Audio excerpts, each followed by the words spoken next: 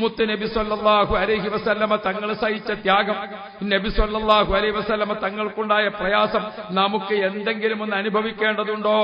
ഞാൻ എന്റെ സഹോദരിമാർക്ക് വേഗത്തിൽ പറഞ്ഞാൽ മനസ്സിലാകുന്ന ഒരു ഉദാഹരണം പറയട്ടെ. മുത്ത് നബിക്ക് അല്ലാഹു തആല മക്കളെ നൽകി. എന്നാൽ നബി സല്ലല്ലാഹു അലൈഹി വസല്ലമ തങ്ങൾ വഫാത്താകുന്ന സമയത്ത് ഉപ്പാ ഉപ്പാ എന്ന് വിളിക്കാൻ ഒരു മകള് ഫാത്തിമ ബീവി മാത്രമല്ലേ ഉള്ളൂ.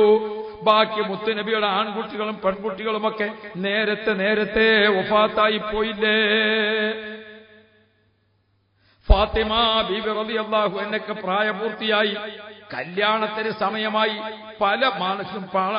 പല ആളുകളും കല്യാണാന്വേഷണം നടത്തി. പക്ഷേ മുത്തുനബി അലി റളിയല്ലാഹു അൻഹുവിനെ തർബിയത്ത് ചെയ്ത് വളർത്തിയിട്ടുണ്ട്.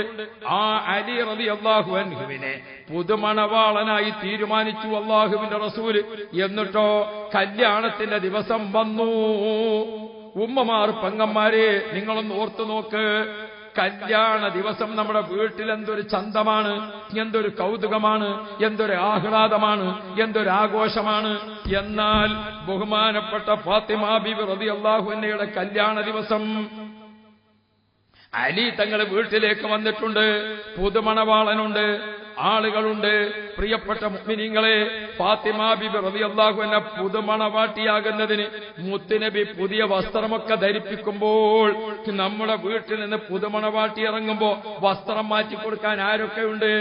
വല്യമ്മ കാത്തു നിൽക്കുന്നുണ്ട്, ഉമ്മ കാത്തു നിൽക്കുന്നുണ്ട്, തേടി വന്ന പെണ്ണുങ്ങളുണ്ട്, അമ്മായിയുണ്ട്, ജ്യേഷ്ഠത്തിയുണ്ട്. ആരൊക്കെയാണ് ഒരുങ്ങി നിൽക്കുന്നത്? പുതുമണവാട്ടിയെ അവരുടെ വീട്ടിൽ കൊണ്ടുപോയി ഏൽപ്പിക്കാൻ ആരൊക്കെയാണ് പോകുന്നത്?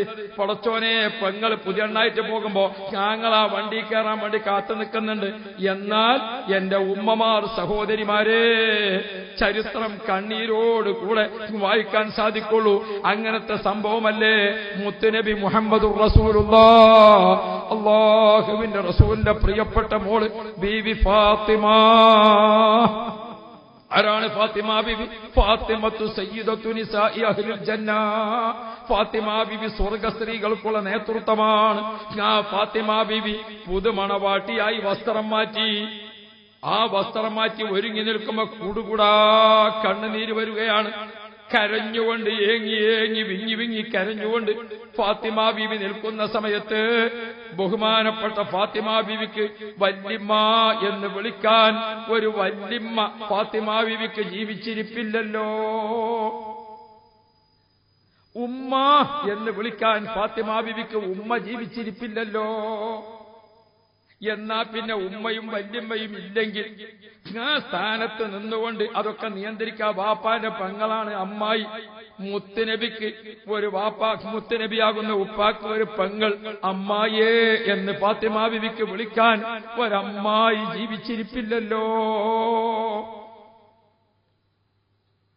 ആ പുതുമണവാട്ടിയായി പോകുന്ന പെണ്ണിനെ പുതുമണവാളന്റെ വീട്ടിൽ കൊണ്ടുപോയി ഏൽപ്പിച്ചു കൊടുക്കാൻ കൂടെ പോകാൻ ഉമ്മയില്ല, ഉമ്മാമയില്ല, അമ്മായില്ല. എന്നാ പിന്നെ ഇത്താത്ത എന്ന് വിളിക്കാൻ ഒരു ജ്യേഷ്ഠത്തിയുണ്ടോ? ഫാത്തിമ ബീവിക്ക് അതും ജീവിച്ചിരിപ്പില്ല.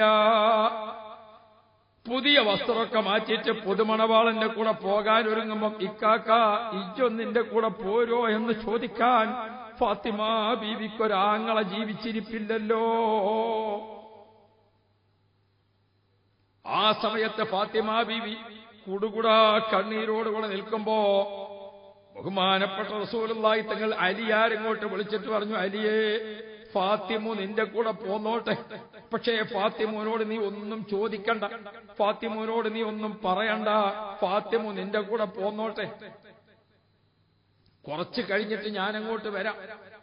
അല്ലാഹുവിന്റെ റസൂല് ആ പ്രിയപ്പെട്ട മോളെ ഭർത്താവിന്റെ കൂടെ അങ്ങ് യാത്രയാക്കുമ്പോ കണ്ണീരോട് കൂടെ വീട് വിട്ടിറങ്ങി. ബഹുമാനപ്പെട്ട റസൂലുള്ളാഹി തങ്ങൾ ഏതാനും സമയം കഴിഞ്ഞ് വീട്ടിലെ തിരക്കൊക്കെ ഒതുക്കിയിട്ട് അല്ലാഹുവിന്റെ റസൂല് മകളെ കെട്ടിച്ച വീട്ടിലേക്ക് പോകുക. ഞമ്മൾക്കൊക്കെ ഉണ്ടല്ലോ പിറ്റേന്നൊരു അടുപ്പ് കാണാൻ പോകല്, എത്ര കുടുംബവും കൂട്ടവും കൂടിയിട്ടാണ് പോകല്.